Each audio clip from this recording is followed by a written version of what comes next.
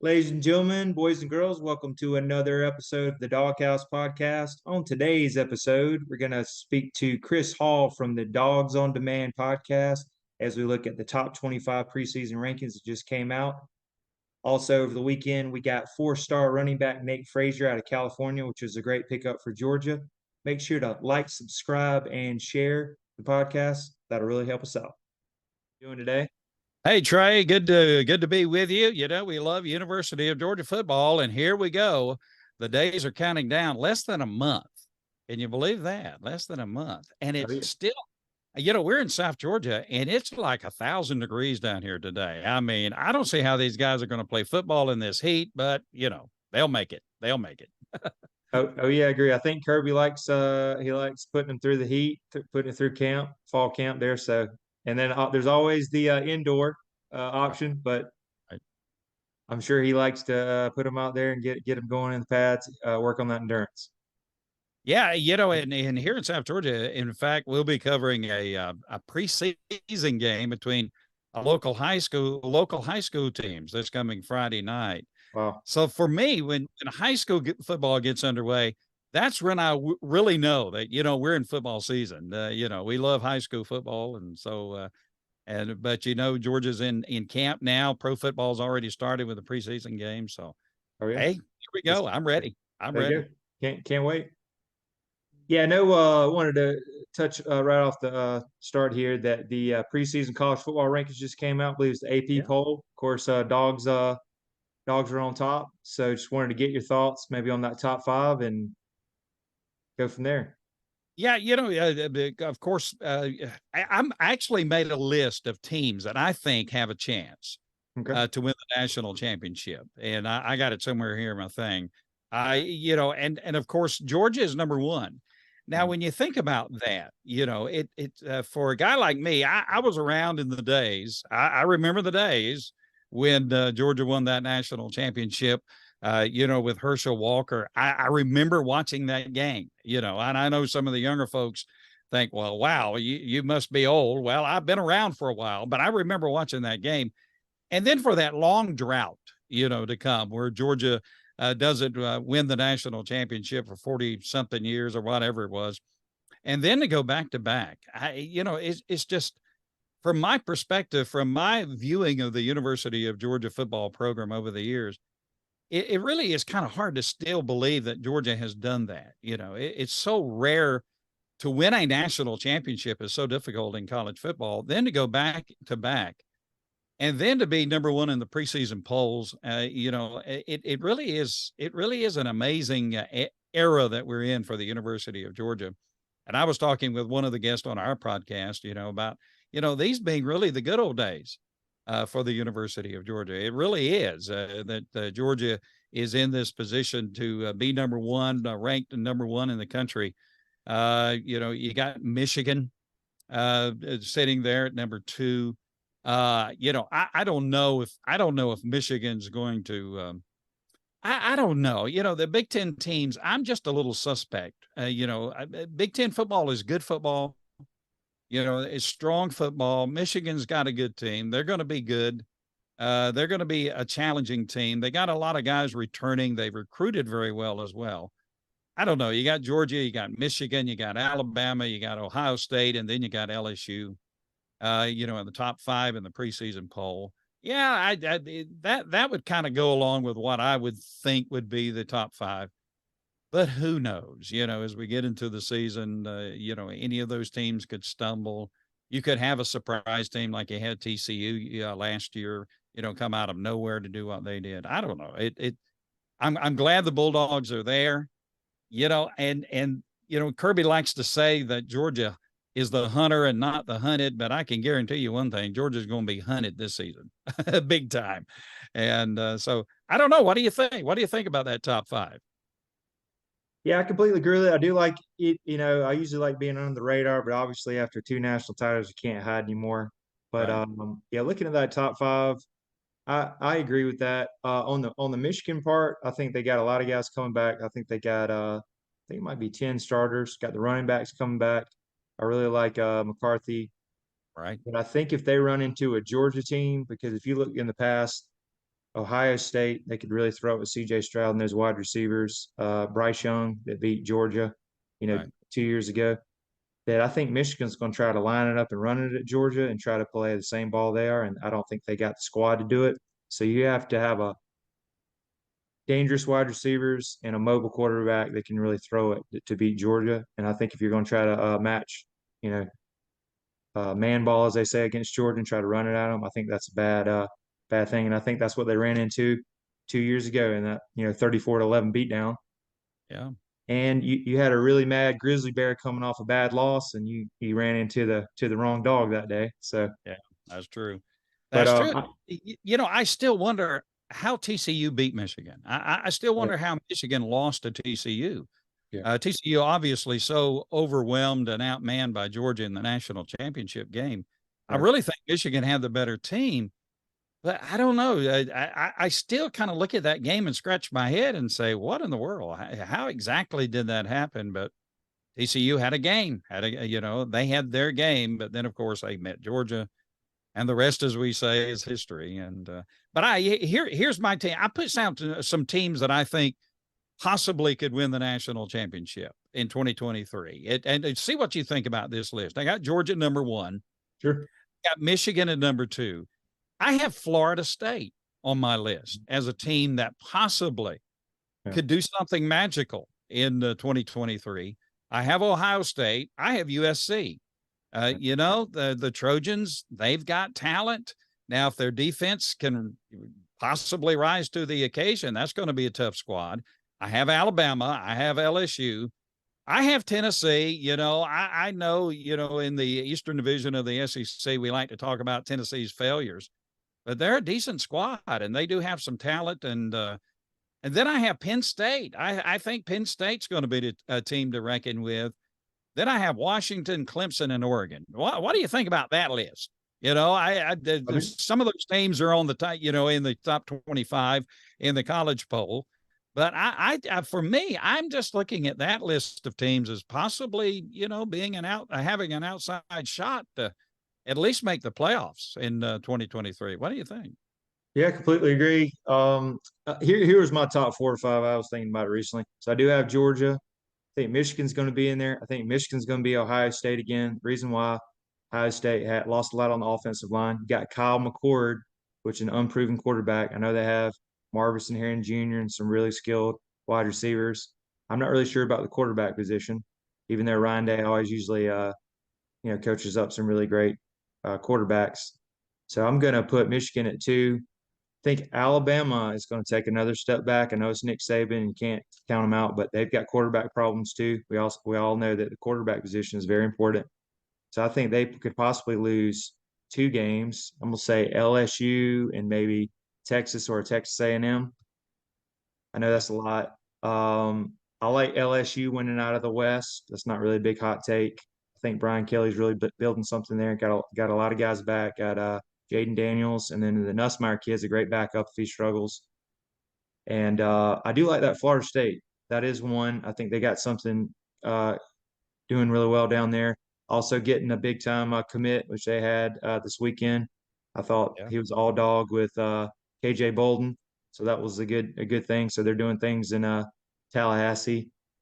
Still think Clemson getting the TCU offensive coordinator out of that was a great pickup because last couple of years Dabo's been really kind of stubborn on not really going out and getting any coordinators. And as you know, you got to have great coordinators.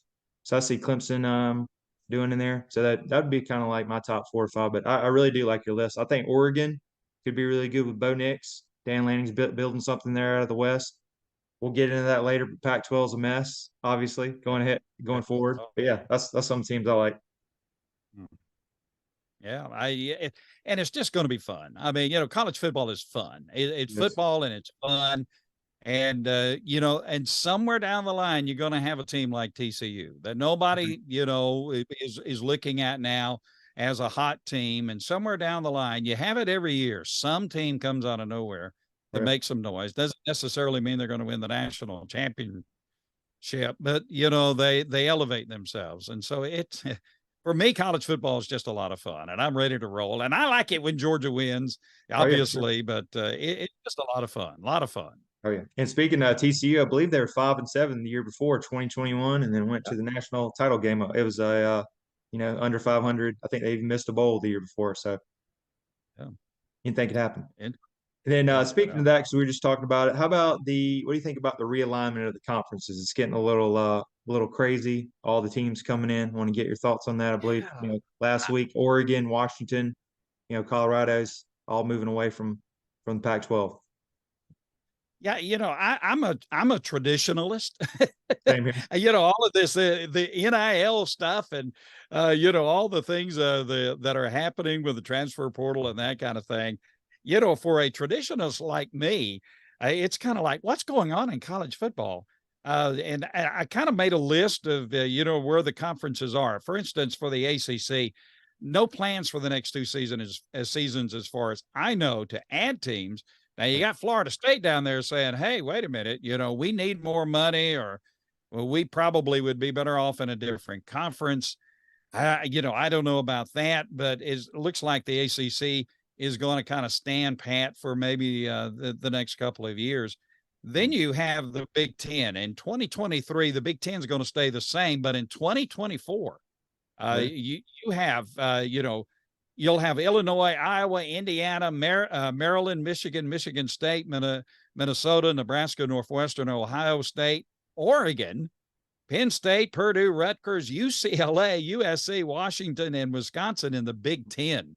That decimates, of course, the Pac-12.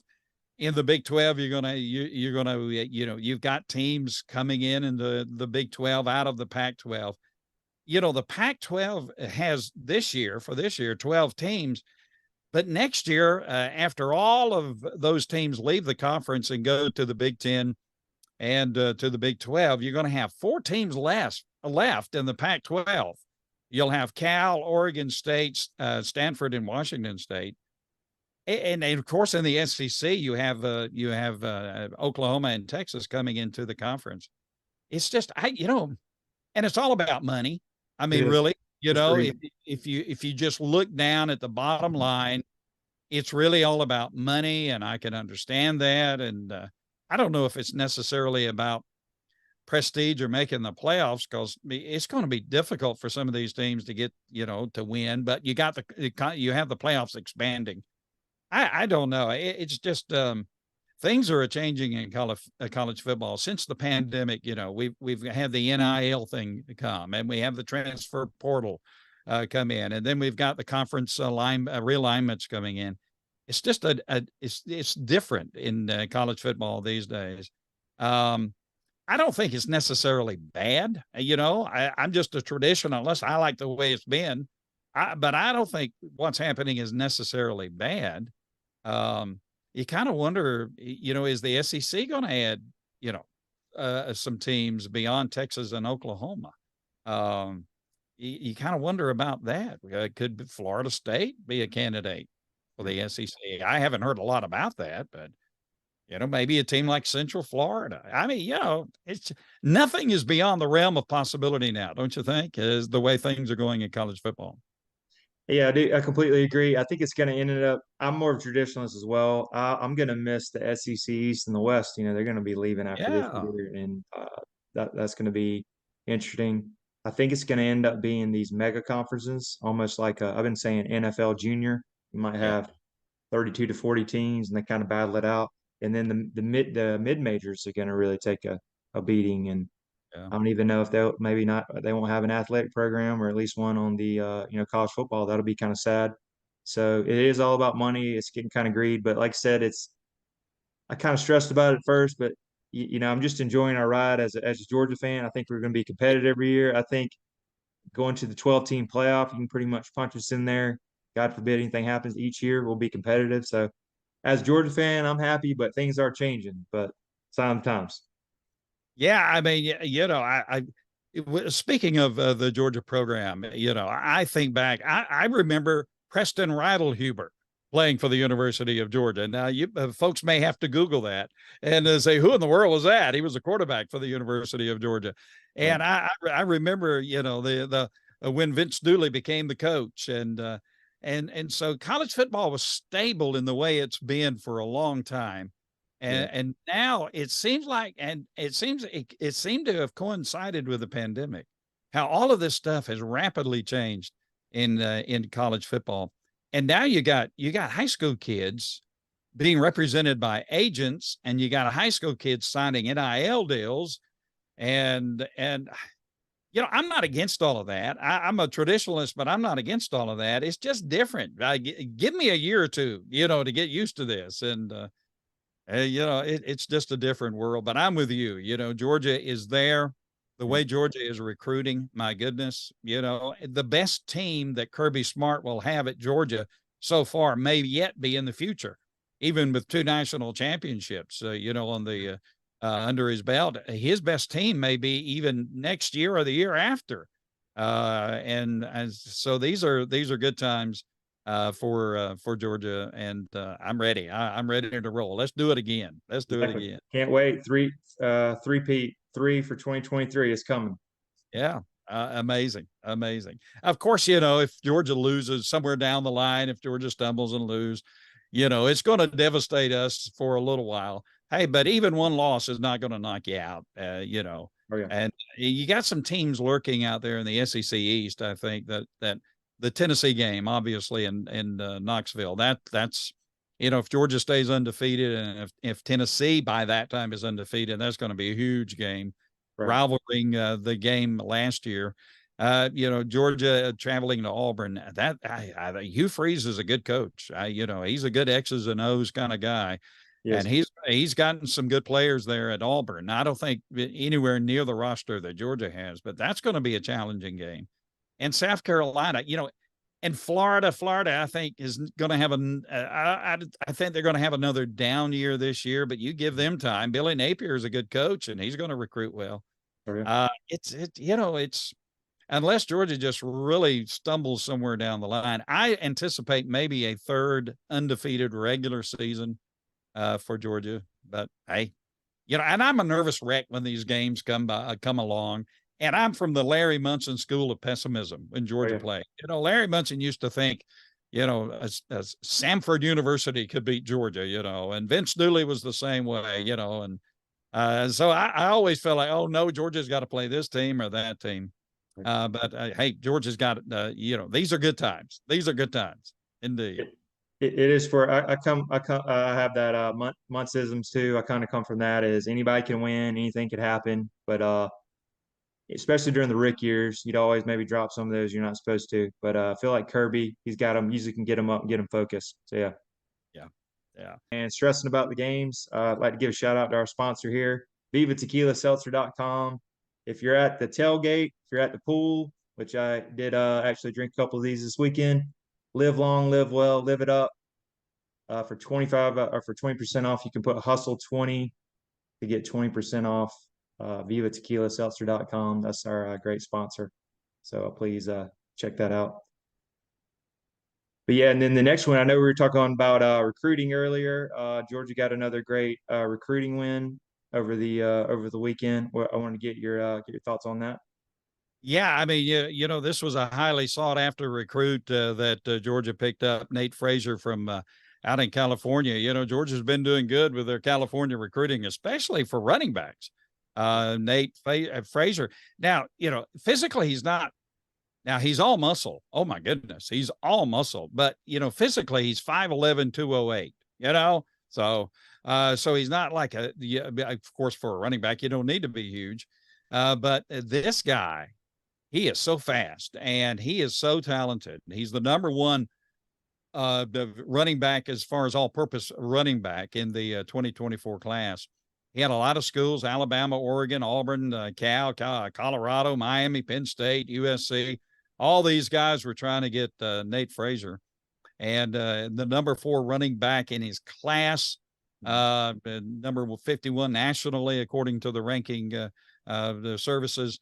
But he was the number 1 all-purpose. He is the number 1 all-purpose running back in the 2024 class, and just a 5-star running back. I've watched the film on this guy, I'm amazed. These days, college football, high school football players amaze me. The size of the guys on the offensive line and the defensive line, the quickness of the running backs, the ability of quarterbacks to throw a football as far and with the accuracy that they have, the linebackers that can move and strike and hit, and the defensive backs. It's amazing, in high school football these days, how these guys are so talented and so well built and put together, and already in almost college football shape. Nate Frazier is one of those guys. Georgia's going to be very pleased, with him. He's been compared to DeAndre Swift, that kind of running back, and I can see that in him. I can certainly see that in him. He's got great hands coming out of the backfield, being able to catch, passes coming out of the backfield. Don't give him any space because he's going to be gone. And he's got the moves, to juke out these guys and to get himself free. I'm very pleased with this. It kind of hurt, to miss out on Bolton, KJ Bolton, who went to Florida State. But, Georgia is so talent rich in high school football players. You can't get them all. You just can't get them all. You want them all. You can't get them all. And you couldn't fit them all on the roster anyway if you got them all. And so you're going to lose some of these guys. And, Trey, I've thought about this, here you are, a high school player, and you're being recruited by the University of Georgia. And then you look at the guys they already have on the team and the guys they've already recruited. And if you have the slightest sliver of doubt about your ability to compete and to be able to play for the next 2 or 3 years, you're most likely going to look somewhere else. You're going to say, well, look, I'm going to go to college. I want to play. And if I go to Georgia, I may be sitting on the bench for 3 years before I get the opportunity to play. So you're not going to get all of these guys, and some talented guys are going to leave the state. But hey, Raioli's been working on Bolton. He continues to do that to this day. So nothing's final until it's final. You know what I mean? So, you never know. You never know about that. So, but I'm very pleased that Nate Frazier decided to come to the University of Georgia. It just adds, I think, to the legacy of running backs that Georgia has. I'm very excited about that, and get another California kid, to come our way. I like it. Bring him on. Oh yeah.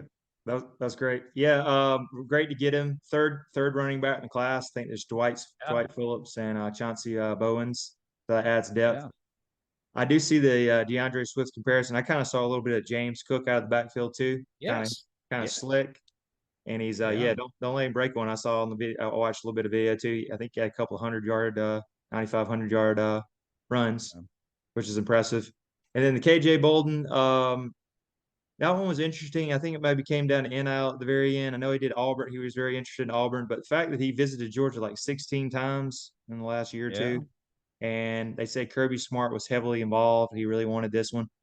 I don't really count him out yet. There's always flip season, but we'll see. Let's say Florida State struggles. Maybe he goes, 9-3, 8-4. He starts looking around. It's like, hey, Georgia looks really good, but we're doing okay in this recruiting class. So, it was a miss, but hey, can't get them all.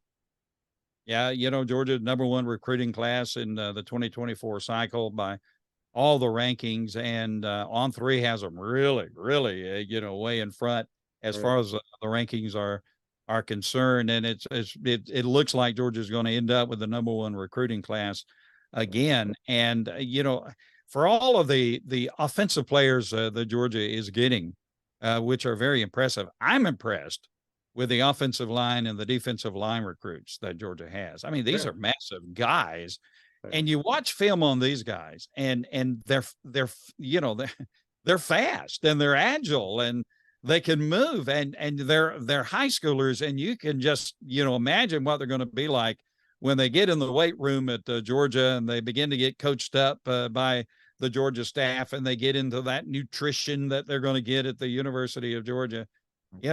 Some of these guys can blossom overnight and just physically grow up overnight in as big as they are, even to a bigger dimension. So, and I think, college football for me is one in the trenches anyway. You got to have the quarterback, you got to have the running backs, you got to have the wide receivers. But man, down in the trenches is usually where it's decided, and Georgia's been superior in that over the past couple of years. And I think it's a team sport, and all of the elements need to be there to win a national championship. But man, that offensive and defensive line, that's where the big boys are, and that for me, that's where the game is won. And Georgia's been superior there for the last couple of years, and it looks like they're stacking up to do it again. I like it. I like it. I completely agree with Shed in the trenches, like offensive, defensive line. That's where it's at. It's great to get skilled, but like this year, if you give us number one defense in the nation, give us one of the best O linemen, and a good quarterback that doesn't turn the ball over, I think that's a reason for success. I think one of the areas of concern that Georgia fans have really is at quarterback for the University of Georgia. Stetson Bennett, the movie's got to come out. I mean, somebody's got to make a movie about the life of Stetson Bennett as far as a Georgia Bulldog player is concerned. To go what he went through, to experience what he experienced, and to come out a two-time national champion, it's just an amazing story. Carson Beck, it looks like probably he's going to be the starter. Now, that hasn't been confirmed, and Brock Vandagriff, he's very talented. I love Gunnar Stockton. Gunner's he's a heck of a quarterback too, with a lot of ability. Then you have Raiola coming in and Puglisi coming in. I think one of the concerns that we might have is at quarterback. Carson Beck has all of the physical ability that you would want in a college football quarterback. He's got more agility than a lot of people give him credit for. He can run the ball when it needs to be. He needs to run it. He's got a rocket for an arm. The question is, does he have that intangible that Stetson Bennett had? Stetson had that intangible ability for leadership, to inspire the team. It wasn't really arrogance, I don't think, that Stetson had on the football field. Maybe off the field he had a little arrogance, but on the football field, it wasn't really, I don't think, arrogance. I think it was more confidence, that he was confident in his ability. He was confident in his football team, and that fed into the offense, of Georgia. And he had such the intangible, and we're going to find out, if Carson has that intangible. I'm glad he's starting off with UT Martin. Nothing against UT Martin, fine program, and then Ball State. Carson can get this. He can get down in the seat and adjust the seat a little bit, and and get himself comfortable as the quarterback before Georgia takes on South Carolina. I have confidence in Carson Beck. I think he's going to be a good quarterback. In fact, I have him on my Heisman Trophy watch list. I think he's going to have that kind of year. And if he does, repeat in 2023. I'm ready. I completely agree. I do like Carson Beck. I have, I've been paying attention to Dog Nation Daily with Brandon Adams. I love that show. And he keeps bringing it up. And some of the people said it's Carson Beck's team, but I could see a short leash in Brock Vandagriff, because Kirby has mentioned I like guys that are mobile. And, Carson Beck, he can move around a little bit, but, BVG and Gunnar Stockton, they got some wheels. They can really run. So I think there's a little bit of a short leash there. If Beck struggles at all, I think, he's got some guys, right there on his coattails, but we'll see. Yeah. It's going to be interesting. And listen, I love Brock Vandagriff. I mean, he's got size, he's got speed. He's got good awareness as a quarterback, he's got cerebrally, he's good and sharp, and he's got all the physical abilities. Georgia's blessed with a quarterback room that it has. And then, my word, you throw in there eventually Raiola and Puglisi, and Georgia's, we're okay as far as the quarterback room at the moment. Georgia's doing okay. We're all right. Oh yeah, if Kirby can figure it out quarterback position, that's gonna be problems for people. Yeah, cool. Yeah, and then also I wanted to see, Chris, how do we follow you on the socials here? I know I watched some of your YouTube videos there. Yeah, Dawgs on Demand. We're on Instagram, and the Dawgs on Demand on Instagram. We're on Twitter. We're on Facebook. Dawgs on Demand Facebook. You can search all of that. We're on YouTube. We get a lot of good guests that come on, and we just jaw a little bit about Georgia football. We have some fun, and We had Brandon Adams a while back. He joined us, and we even had the Macklemore boys. You know who the Macklemore boys are? They're the experts as far as grilling is concerned. They're grill masters, and they're on Fox and Friends. Every Friday for their fall or for their summer concert series, and they're awesome. Great Georgia fans. Well, the son is a great Georgia fan. The dad, John McLemore Sr., he's a Alabama fan. So I've had fun ribbing him, and what in the world going on with that. But we've had those guys. We have a lot of fun, just like you do. It's getting guys on and talking about Georgia and enjoying it. And this time of the year, we can speculate a lot and have a lot of fun with it, Oh, yeah, really appreciate that. So, yeah, everybody, please check out Chris Hall and Dawgs on Demand on YouTube, Twitter, Facebook. I guess it's the Twitter. It's X now. But it's X now. Did I say Twitter? I'm so sorry. It's X now. Same here. I said Twitter too. So yeah, please check them out. And I really appreciate you coming on today. Listen, it's been my joy and my pleasure to be with you today. It's always a great joy to be able to come on and talk about Georgia and look forward to the season. And hey, we'll have you on our program soon, and we'll talk some Georgia football as well. And of course, we always end our program with "Go Dogs," and so let's go Dogs. I'm ready. There you go. Hey, really appreciate you coming on, and we hope to see you on the next one. And go Dogs! And that's us again on the Dawg House Podcast. Thank you, man. Thank you.